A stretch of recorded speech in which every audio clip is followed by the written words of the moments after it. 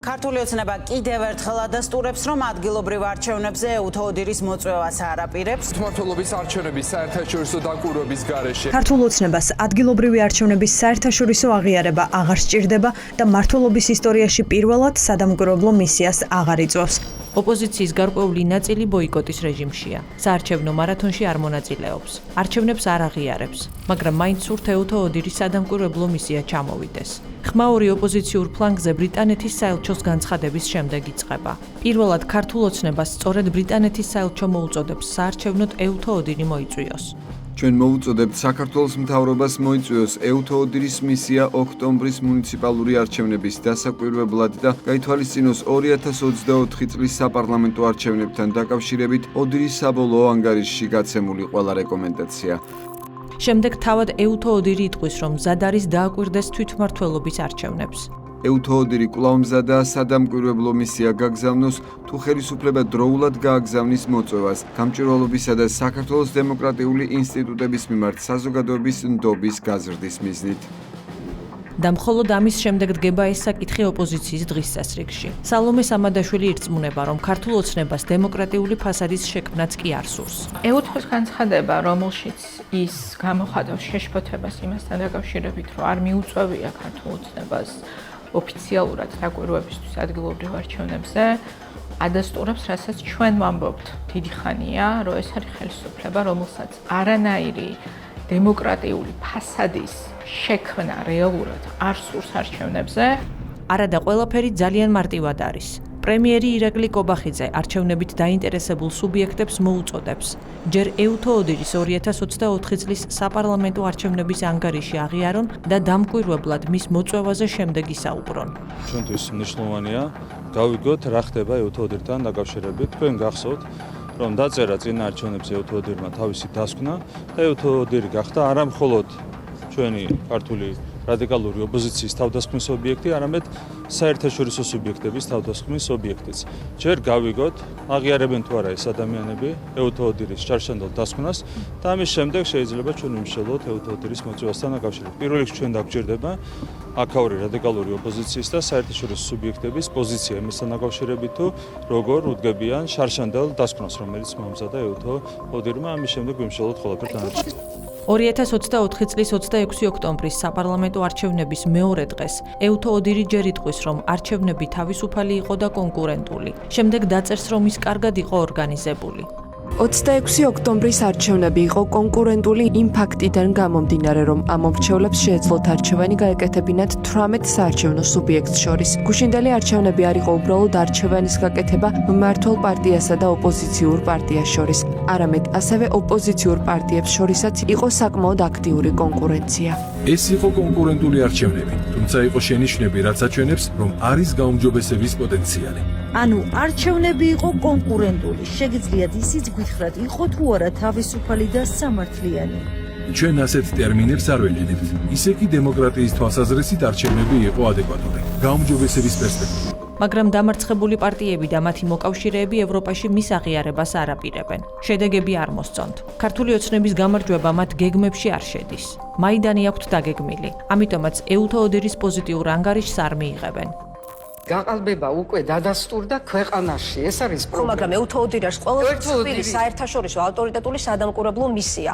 მის ანგარიშს არ უნდა დაელოდონ? ვინ უნდა დაელოდოს? ხალხი გამოსული არის ქუჩაში, მე კი არ გამოსული არის და არ არის აღიარებული ეს არჩევნები ხალხის მიერ. პოლიტიკური ოპოზიცია არ შედის პარლამენტში. კრიზისი არის.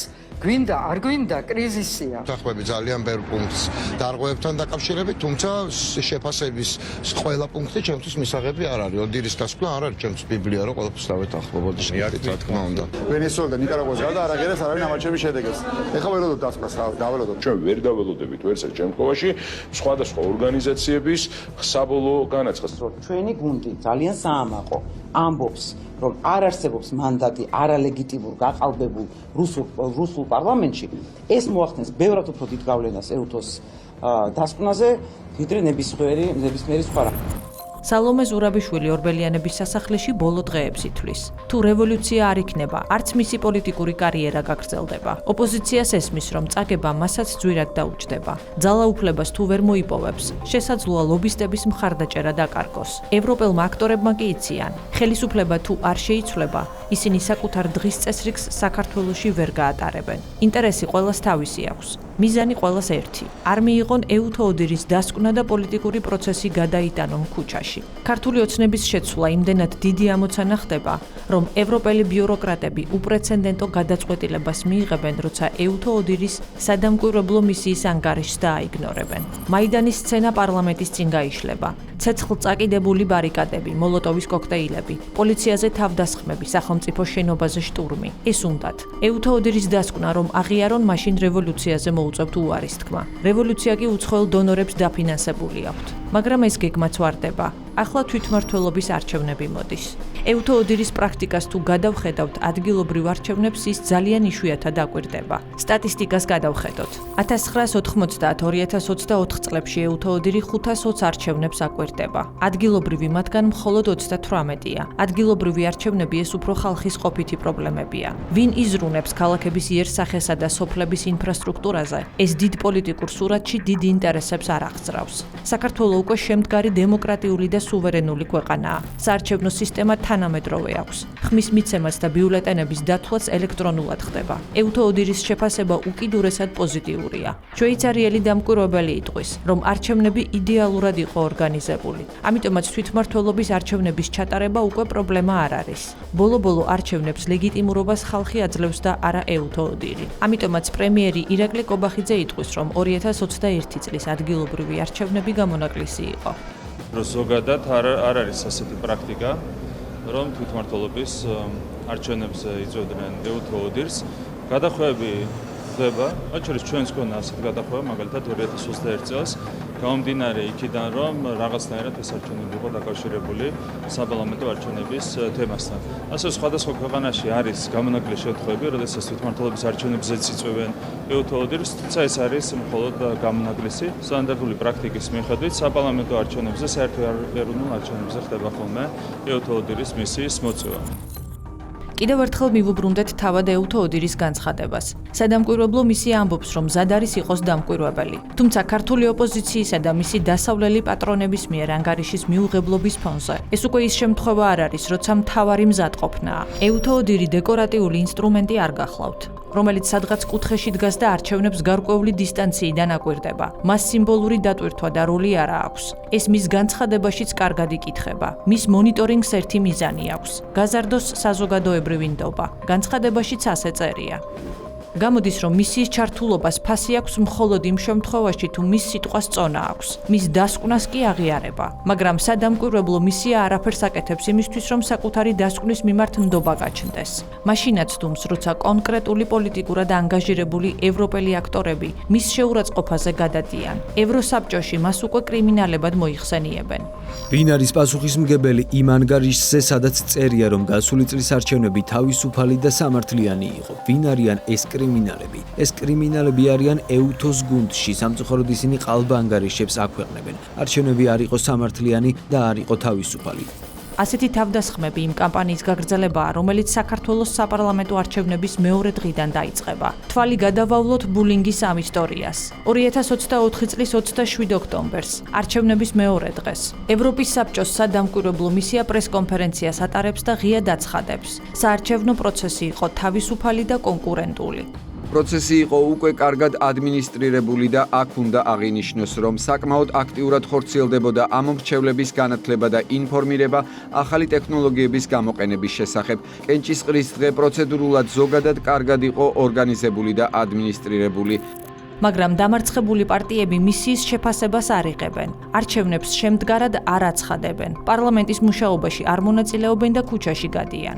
არ შევეგუებით მოპარული არჩევნების შედეგებს ჩვენ არ ვაღიარებთ. ჩვენ ვართ განრისხებულები. ამ არჩევნების შედეგს არ ვცნობთ. გიორგი გახარია საერთოდაც იტყვის, რომ არჩევნები ეუთოოდირის საქმე არ არის. საბოლოო ჯამში პოლიტიკურ გაწყვეტილებას მე როგორ მივიღებ ეუთოოდირი, მე ვერ მიკარნახებს ვერასოდეს. სადამკვირვებლო მისიის პოლიტიკურ დასკვნას მოჰყვა ბოიკოტი. მოჰყვა რადიკალიზაცია და არა აღიარება. მოჰყვა რევოლუციური პროცესი და არა პოლიტიკური პროცედურა. ეუთო ოდირის პოზიტიური შეფასება მიუღებელია თავად ევროპული ქვეყნების საელჩოებისთვის და ევროპარლამენტარებისთვის. სამწუხაროდ ჩვენ ვიცით, რომ ოდირი არის ისეთი რეჟიმების გავლენის ქვეშ, რომლებიც არ არიან დაინტერესებულები თავისუფალ და სამართლიან არჩევნებში. ამიტომ ჩვენ უნდა მოვძებნოთ გამოძიების ისეთი საშუალება, რომელიც თავისუფალი იქნება ამ რეჟიმების გავლენისგან და რაც მოიტანს სამართლიან შედეგებს და თუ დადასტურდება, რომ ეს არჩევნები გაყალბდა, შემდეგ შედეგებზე უნდა ვიფიქროთ. ჩვენი სერიოზული შეშფოთება საქართველოში ჩატარებული ბოლო არჩევნების თაობაზე დასტურდება ეუთო ოდირის მიერ თავის საბოლოო ანგარიშში.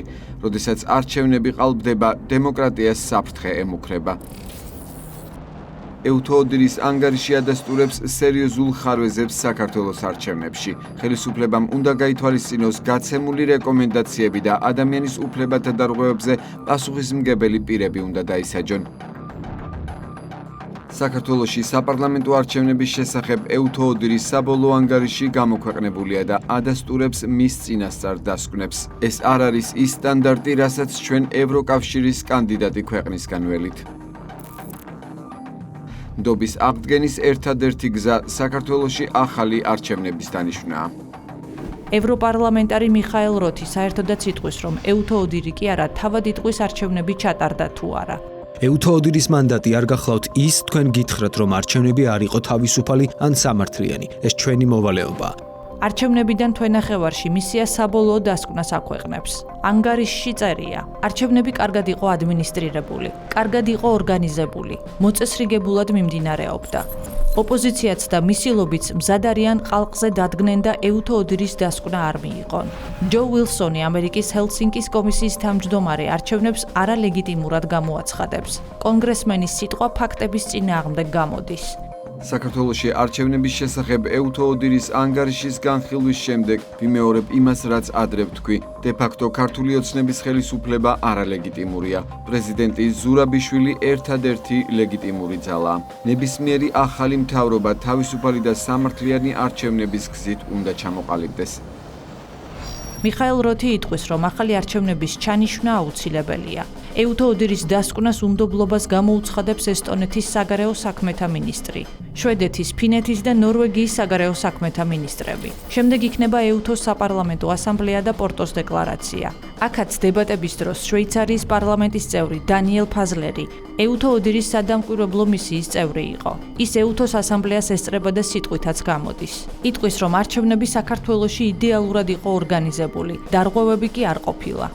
მე შარშან არჩევნებზე ვიყავი როგორც საარჩევნო მისიის დამკვირვებელი და ამასთან დაკავშირებით მინდა გავიხსენო, რომ არჩევნების დღეს კენჭისყრის დასრულების დროს, როდესაც ყველა დამკვირვებელი ერთად შევიკრიბეთ და ერთმანეთს ვკითხეთ, როგორ ჩატარდა არჩევნები, დავასკვენით, რომ არჩევნები იყო იდეალურად ორგანიზებული. ეს იყო სამართლიანი, არ იყო არავითარი დარღვევები. არჩევნების შედეგები ბევრ ევროპულ სახელმწიფოს არ მოეწონა. ეს არ არის ჩვენი გადასაწყვეტი. ქართველმა ხალხმა ასე გადაწყვიტა.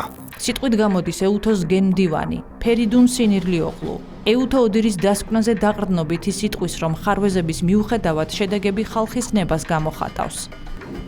რაც შეეხება არჩევნებს, რომლის შედეგებსაც ოპოზიცია ეჭვქვეშ აყენებს. ოდირმა დაწერა ანგარიშში, რომელშიც ცალსახად წერია, რომ არჩევნების შედეგები გარკვეული ხარვეზების მიუხედავად ასახავდა ამომრჩეველთა ნებას. საქართველოს პარლამენტში ოპოზიციას 150 მანდატიდან 61 აქვს, ანუ პარლამენტის 40%-ზე მეტი ოპოზიციითაა წარმოდგენილი, თუმცა ოპოზიცია პარლამენტს ბოიკოტს უცხადებს. ცხადია, დემოკრატიაში უნდა გქონდეს სამოქალაქო სივრცეშენი მოსაზრების გამოსახატავად, თუმცა ასევე ეფექტიანად უნდა გამოიყენო ხალხის მიერ არჩეული ორგანო პარლამენტი. გქონდეს 40%-იანი წარმომადგენლობა და არ იყენებდე ამას, ეს ნიშნავს, რომ უსამართლოდ ეპყრობი იმ ხალხს, ვინც აგირჩია. ეს არის საკითხი, რომელიც უნდა შევისწავლოთ, როდესაც საქართველოს ვსაუბრობთ. ეუთოს საპარლამენტო ასამბლეა ამ შეფასებებს ყურადღებას არ აქცევს. ქართული ოცნების შეცვლა უფრო დიდი მიზანია, ვიდრე დემოკრატიული პროცედურის დაცვა. სამაგიეროდ უმტკივნეულად მიიღებენ ლატვიაში ჩატარებულ არჩევნებს, სადაც ადგილობრივი არჩევნები ქაოსს და ხმაურს გამოიწვევს. არეულობა საარჩევნო დღის ბოლოს დაიწყება. ხმის დამთვრელი სისტემა გაჭედავს. ცესკო გადაწყვეტილების მიღებას დააგვიანებს. ზოგი უბანი დაიხურა. ცესკოს ზოგიერთი თანამშრომელი სახლში წავა. საბოლოო შედეგების გამოცხადების ვადა რამდენჯერმე იცვლება, მაგრამ არც სტრასბურგს და არც ბრიუსელს ეჭვი კი არა, კითხვის ნიშანიც არ უჩნდება. ტაშით აღიარეს, იმიტომ რომ იქ ის პოლიტიკური ძალა იმარჯვებს, რომელიც ბრიუსელს აწყობს. საქართველოში კი არჩევნები იდეალურად ტარდება. დარღვევების გარეშე ეს ეუთო ოდირის ერთ-ერთი წევრის შეფასებაა. დავასკვენით, რომ არჩევნები იყო იდეალურად ორგანიზებული. ეს იყო სამართლიანი, არ იყო არავითარი დარღვევები. მაგრამ ბრიუსელში მაინც იტყვიან, რომ საქართველოში დემოკრატიული უკუსლაა.